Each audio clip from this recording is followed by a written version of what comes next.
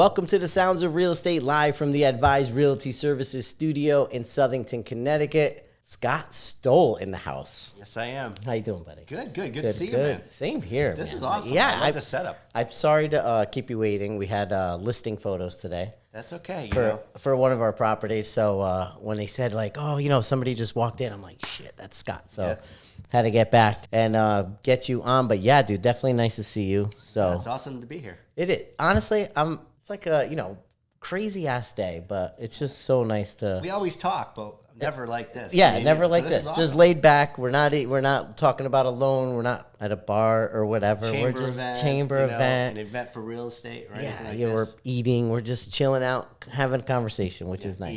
Eating. Eating. Maybe we got to eat after. I am kind of hungry. We got to. Time. Yeah.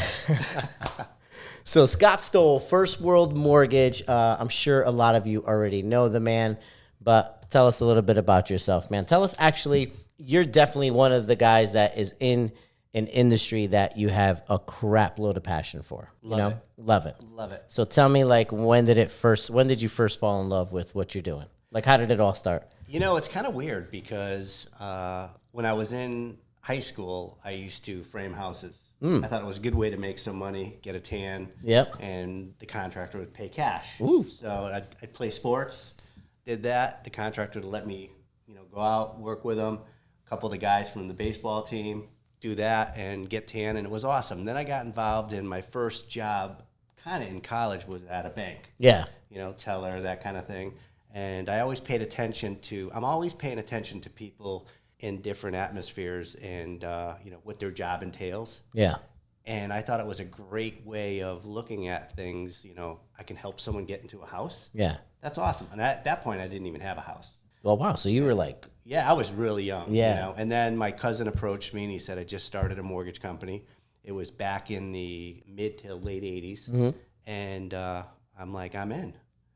He says, well, it's different than working for a bank. It's 100% commission. You don't punch in and punch out. You don't get a lunch break. Yeah, but they don't tell you all that. But back then, the beauty upon it was there weren't a lot of brokers. Yeah. There were probably 7, 8 brokers in the state. Yeah. So it was great. So our relationships were all with banks, realtors, attorneys, things like that. And what the banks couldn't do, we could do. Yeah. And then we just got our relationships building back, like that way. Yeah. So it was fun. And me personally, I always love working with first-time home buyers, but I think going back from framing a house to working for a bank, corporate, going into the broker world to where we are now is just, I've been with my cousin now 28 years, in a bank years before that. So I've been in this business for over 30 years. Whew. And you're only, what, 20? I'm only 22. 20. Yeah. 22. It'll age you. Yeah. So is it's hitting your hand with a hammer is almost the same pain as like what we go through sometimes on a daily basis. Sometimes, right? Yeah. Sometimes I would rather take the pain and the hammer on the hand rather than sit there and have to deliver some type of bad news and everything, right? But right.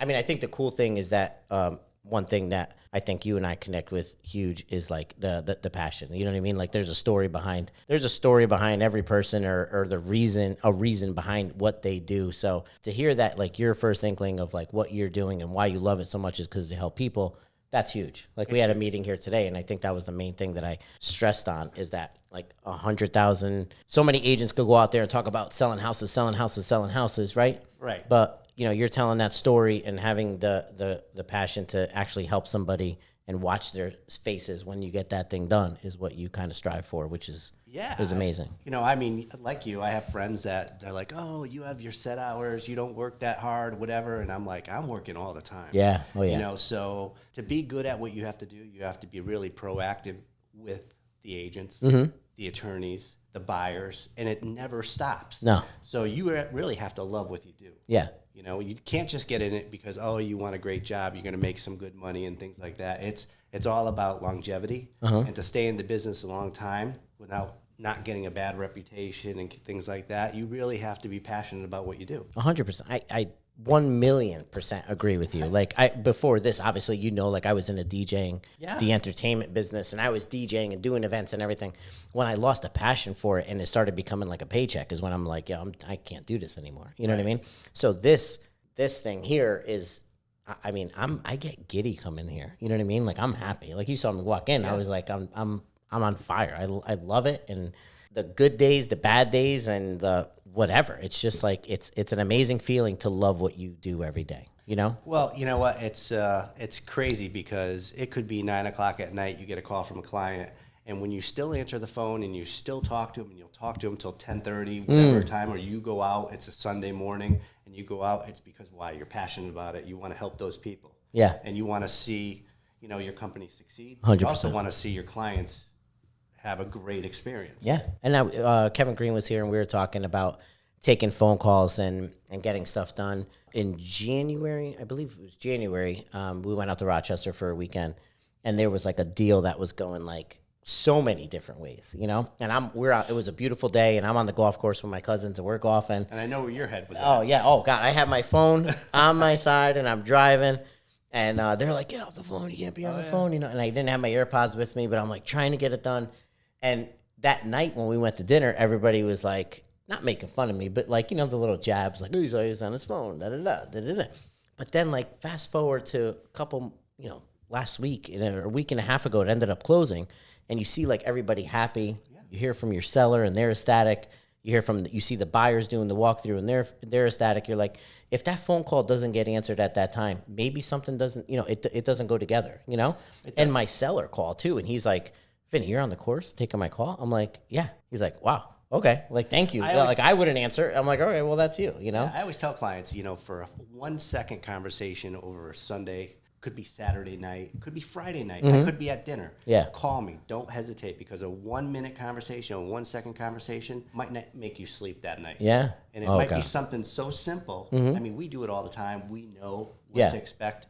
Buyers sometimes don't, and, thank God the love of my life does mortgages. Yeah. We have 6 kids between the two of us. Jeez. So, yeah. No cable. Cable, right? We are cable. But, we both are in the mortgage business. I think my kids probably grew up knowing how to do a pre-approval. Yeah. And they know that aspect of it. But it's all about, being available, making sure your clients are happy. Yeah. And at the end result, it's the client has to be in that house, and you got to do everything possible to make sure the experience is good. Oh, yeah. There's, I don't know if Linda says it to you, but there's times Gino come home and ask about a client. Oh. You know what I mean? Like, well, you guys are in the same business, but she'll come in and be like, hey, did that person end up getting the house? Hey, what happened? What happened with that transaction or whatever? And I'm like, oh, I forgot. Like when I'm on the phone, like she's listening. Or if I'm in the car and we're going somewhere and I'm on, Bluetooth and having a conversation, going back and forth, countering, we'll be at a party and she'll be like, did you hear back? I'm like, no, not yet. She's like, what are you talking about? Like, how, and I'm like, this is how it goes, like this is what we do, It's crazy. We're always on the phone, and I hear her conversation, she hears mine, and we bounce things off each other, and that's the beauty upon, I think it works well because, and in our business, you have to have someone that respects your passion, 100%, in what you do. Yeah. And you're like me, you're proactive. You're not a reactive realtor. I'm not a reactive lender. Yeah. So what you do is you got to make sure everything's on the table. Your buyers are educated. Everybody works well together. Your team. When we say, it's not often. I mean, the realtors love to work with certain people. Yeah. And a lot of buyers are like, is that a good thing? It is a good thing because it keeps everybody in check to make sure your transaction it's seamless. Well. Everything seamless. We were just talking about, like having things in place to make everything go smooth. And if you have that and everything is going smooth, it makes our lives so much easier. Oh my gosh. And it makes your clients' lives so much easier. Oh, tremendous. Tremendous. Yeah. And I think, for you, as far as like, obviously we can't do anything without talking about what we've been through the past couple of years. But that was a huge pivot and a huge change for all of us. And we saw like a market that, I've been doing this for 7 years. I've never seen something like that where multiple offers or whatever. Everybody was giddy about being a listing agent. We're sitting there reading like letters, trying to decide who gets a house and who doesn't. It was kind of crazy. So, in that time that you were going through that, you needed strong pre-quals, like everything was like Yeah. Everything had to be done. You know what I mean? So that had to be like a huge change for, as many people are telling us for agents, it was crazy. It was crazy for you guys also, you know? It was crazy. So without crying, I don't know if you could tell me. No, I could tell you. We have tissues. I could grab you something if you need it. But like, I mean, with tequila. we might go grab some more. You know, beginning of March, you know, when COVID hit, it changed the whole way lenders work and realtors work. I mean, I used to meet with my agents, sit with them. I miss that. Yeah. You know, everything went paperless, and that's how the lenders were able to get loans done. And, you know, paperless, you don't meet with clients. Yeah. And that aspect of the business changed, and it's great because it streamlined it. Yeah. But it's hard because I always love to meet my clients and get to know them. Yeah, same. You know, it's a little different. So, but what it did was it made the process that much faster, and it got people into the house. Now, are you talking about COVID, like what it did to the market, like multiple offers and that? Oh yeah, I mean, like how did you, like, I know how all of us navigated through it. Yeah. But like you must have saw like a shitstorm of stuff coming in that you guys had to navigate through, and like the middle of March, when I remember walking out one of our offices and walking down Main Street, not a car on the road. Everybody was home. It was like a ghost town. Yeah. And I said, "Oh my God, what am I going to do? Yeah. Am I going to have business coming in the next month?" Yeah. And then all of a sudden it was like, wow, people are buying houses. You know, people were buying houses, and then it was people were buying houses. And more people were buying houses. So, and then it came down to multiple offers. Now, I've been doing this a long time. I've always been in a decreasing market. You know, since I bought my first house at 10 and an eighth, down to, it kept coming down, down, down over the years, down, down, down. And then 2008 happened. That was more of a market shift with the values. Yeah. So rates didn't have much of a play, but it was more of a value thing. But rates kept coming down, down, down into the twos. Yeah. You know, we were like, oh my God. What's going on? What's going on? You know, but the multiple offer thing, I've never seen anything like it. No. And people are talking about, oh, you know, the market slowed down. Maybe you know, there's still multiple offers on houses. God. Mary, you know, Mary Satera. Yeah. Yeah. She's in the office yesterday, and she had offers, and she's like going through all of them for a house that she has. And I mean, granted, it's an investment property, but they're still in here, like constantly going through multiple offers. Oh. It's not like it's stopped or it's subsided or it's not, you know, it's all of a sudden come to a halt. It's still there, you know? Yeah. I mean, I stopped by an open house 2 weeks ago, 9:30 in the morning, just to drop off some tchotchke stuff, my cards and stuff.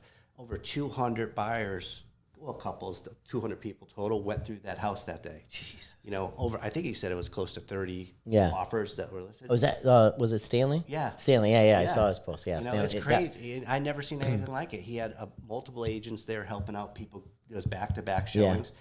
And that brings back to, you said pre-qualification. No buyer should be pre-qualified. They should be pre-approved. Yeah. You know, pre-approval is where you spend a little bit more time getting all the documents, having the lender review them all, and it doesn't take much more time. I mean, if you tell me verbally, hey, yeah, I work for this company and my salary is $65,000. Well, when it comes to finding a house, if we don't do a pre-approval, what if $20,000 was a base salary, and the rest was commission?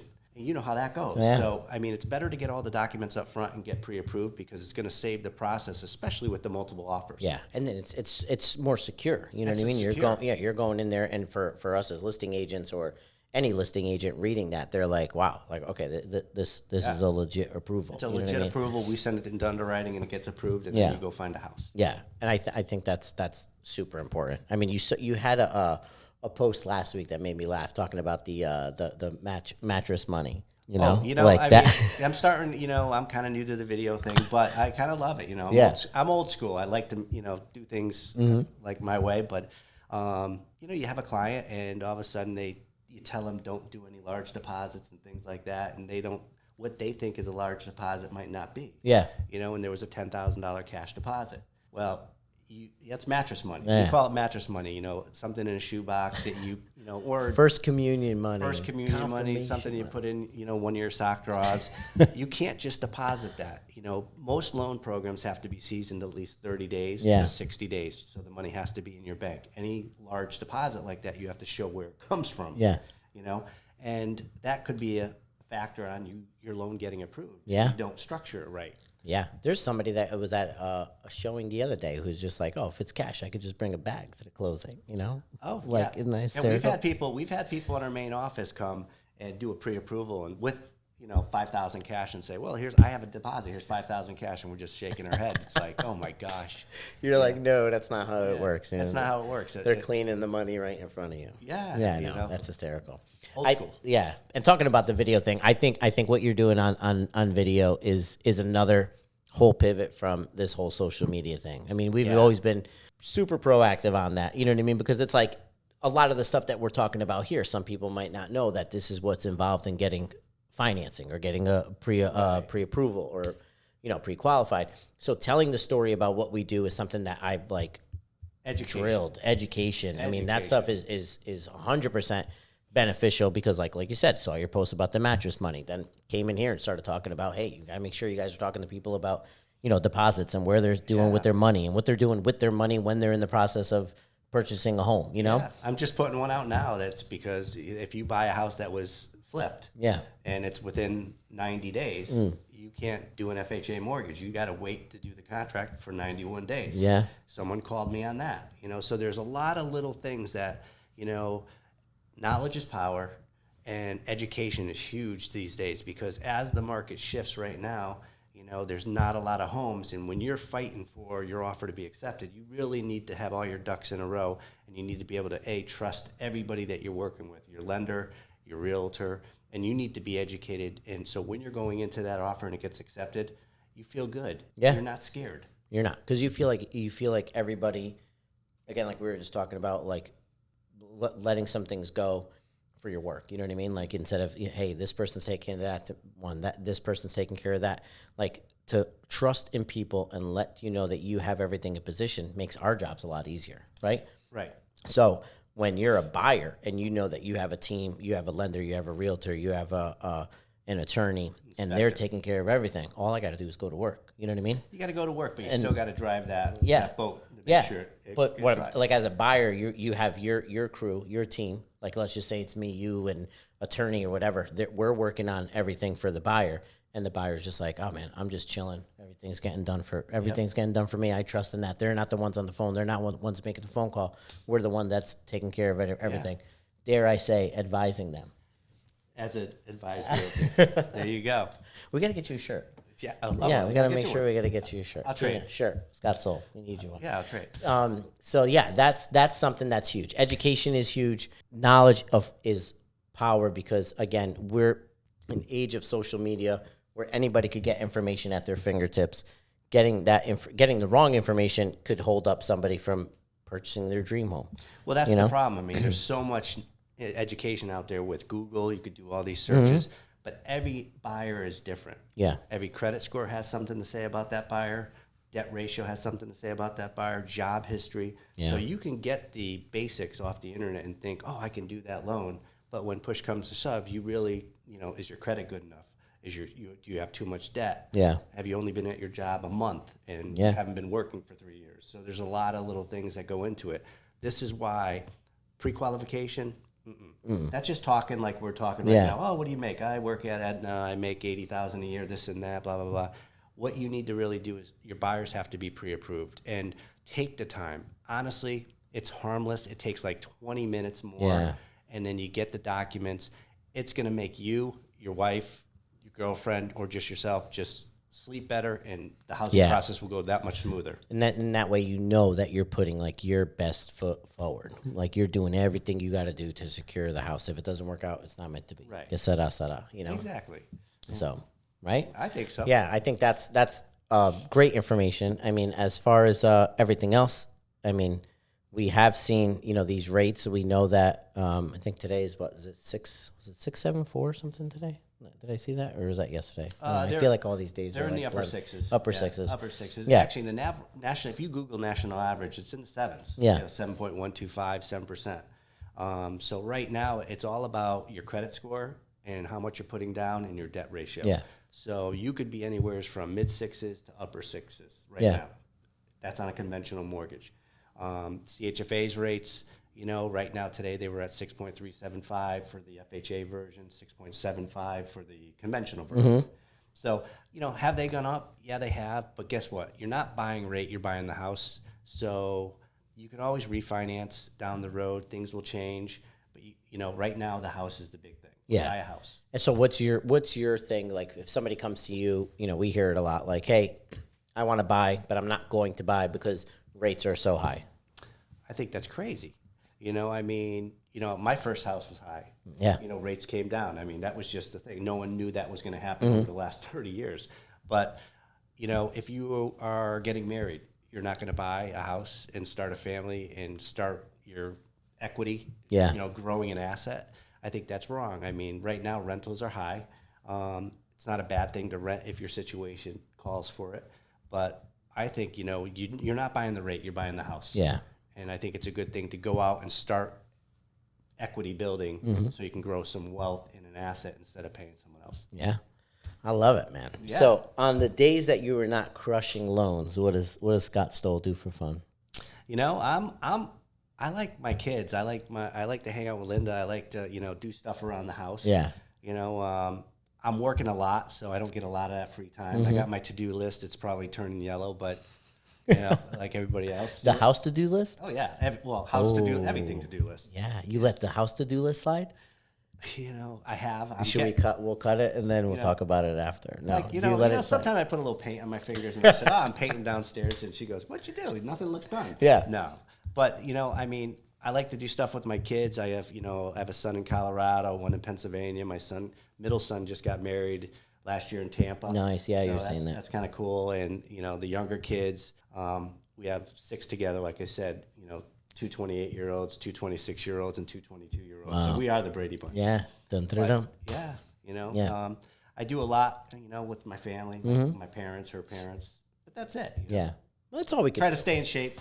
Yeah. Well, you look good, dude. You look strong, man. Yeah. It's all we could do. Like a lot of the things that we do, I was jammed here all day. I left for a little bit, went to go meet my daughter, to go look at a car, and then I had an appointment, a showing in Meriden. But I went to go meet her, and we sat there, and I'm like, man, as busy as we are, and crazy as everything is, sitting there and test driving, bullshit, and laughing with her. Yeah, it's all this stuff fizzles away, Yeah, all the craziness that's going on and leaving a full all this stuff. It just goes away, and that's what brings. Both all of us the most happiness. You know what I mean? You're a sports guy. I like watching sports. I've been doing the Peloton. Yeah, I just hit my 80th ride. Ooh. Yep. So hit me up, Mr. Lone, on Peloton. I'll wave to you on there.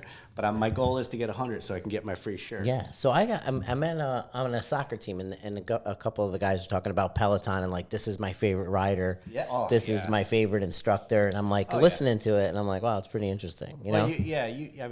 There's the women riders and the guy riders. Yeah. They both have great aspects. But yeah, it's great.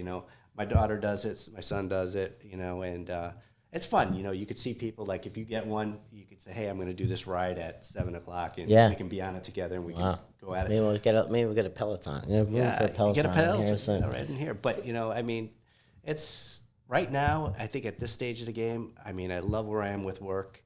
I'm trying to stay healthy. And getting the house stuff all taken care of and just getting ready for my next chapter in life. Yeah, and being healthy helps with this. Oh my God. I don't. If I go home from a full day, I never go home and feel run down. When I was eating crap and feeling crappy, that was the thing that it was dragging to get it done, Yeah. But now it's get home, whatever. Even if you get into bed at 11, 11:30, I'm usually opening up this door by 6:37. You know what I mean? Yeah. I'm in the and I office feel early. great. I feel good, and I think that all has to do coincides with loving what you do, having the passion for it, feeling healthy to carry it on and do it. Yeah. So it's sitting here working, and the running around is crazy. You know what I mean? I had Anthony he was at the location taking pictures. I was 20 minutes away. The showing went late. all that stuff is antsy because you're trying to get to it. But then once you get to it, we shot an awesome video, nice pictures, everything is cool. It just, you have lulls, right? But you feel good and you feel great. So that's what gets you through these hectic times, Well, when you're slow, you got to get to the office. Yeah. I mean, I'm at the office 6:30, 7 o'clock, whether I got a busy day or not. Yeah. You know, I have my coffee. It's a routine. Me too. Yeah. You got to get out of the house. You know, I can't sit still. Yeah. And you always got to think about what's going to happen next and what you want to do to build your business better. 100%. Like what, my father used to say, like, it matters a lot. Like when you turn that key every morning, what have you done for yourself, one, your family, and then like, obviously your business and your passion. So this is why we know, man. We've like got the right. It is. It's like when you're doing it that way, it's like you just keep going. You can't lose. You always feel good. I mean, I love the people I work with. I'm fortunate that I work with great people, and I surround myself with great agents, great attorneys in the business. And over the years, it's just, I mean, I have the people. I mean, how long have we known each other? Oh God, I mean, since I started, I feel like 7 years, and even us. Like this to me, I don't text them in the morning or. It's hello fam, Yep. Like on these messages, it's not like, hey team, hey guys or whatever. It's like, hey fam, what up? Like, what'd you do today? Yeah, no, but it's like, like it's, you're in here, we're laughing, we're talking, it's working, it's nice, like even today, like we had a full, everybody was in here today. And like when you're leaving, you're like, oh man, like everybody's grooving, everybody's talking, it's loud and it's like work, and it's pumped up. And like you said, you're surrounded by those people that bring your level up, it totally helps, Well, I mean, I'm sure your friends are like, you have all the time in the world to play Oh soccer God, and all yeah, this. they do. It's like, yeah. but you don't. You don't. No, I mean, you could. You definitely like. You look at you like my day's planned out. Like everything is written down from Monday to Friday, and for me, that's how I stay. Like I just cross it out. Yep. But when you talk about soccer, like my soccer games are at 8, 9 o'clock at night on a Thursday. And I bet you have messages when you're done. Oh yeah. Yeah. Oh, So yeah. I mean, just doing this. Yeah. We'll have messages. Oh yeah, I don't even want to look. I mean, if we look now, there they are. Like you have a bunch of messages and stuff like that. But even when I go play soccer, like the guys that I'm playing with, you're on the field and they start asking you about market. Hey, what's going on? You got an investment or whatever. Everybody's asking about the market. I wish we had a crystal ball. I mean, I wish we do. I know the beginning of May, the price index is coming out. Yeah, that's a big factor. But no one knows. No one knows. You just got to be able to surround yourself by people you trust. Yeah. And guide your clients in the best direction you possibly can. Yeah, you have to. And I think that's the main thing. Going forward, obviously it's life, right? You can make decisions. You could go this way, that way. With real estate, obviously it's the same thing. You surround yourself with good people and a good team that's guiding you, advising you, you're going to be okay, I 100% agree. Yeah, so... It was awesome to have you, bro. This is awesome. This is nice. I mean, this is just like... I feel like you're Howard Stern and I'm like some, schmuck celebrity out there. You're not schmuck. I know. This Scott Stoll in the house. I love it, man. Thank you so much for coming.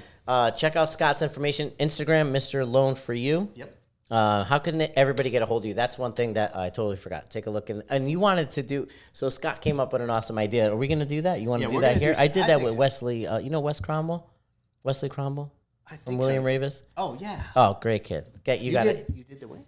Yeah, we did the wings. Oh, my God. Yeah, and it was like, so we had an awesome time. I'll send you the video of it. Yeah. But I would 100%. We had such a good time doing it. I love watching the hot wing thing on whatever, YouTube. Yeah. And I think that would be such a great, you ask questions and go through that. I want to do that. I think, so let's do it. Right. Shake on it? Shake on it. We'll do it. Yeah, let's do it. So we're going to do that. But to find you on Instagram or wherever people can find you, your name, your information, boom, go ahead. Let them know. All right. Scott Stoll, First World Mortgage. The best number to reach me at is my cell phone. Obviously, 860-983-6998. You can always email at the number you're going to see below. But always call me day, night, evening, weekends. Trust me. I mean, 1 minute phone call goes a long way, and we can always schedule a better time to talk if I can't talk at that time. But I will call you back, and we can get something scheduled. Awesome. Yes. Thank you so much, guys, for tuning in. Scott, thank you again for coming. See you guys next week on The Sounds of Real Estate.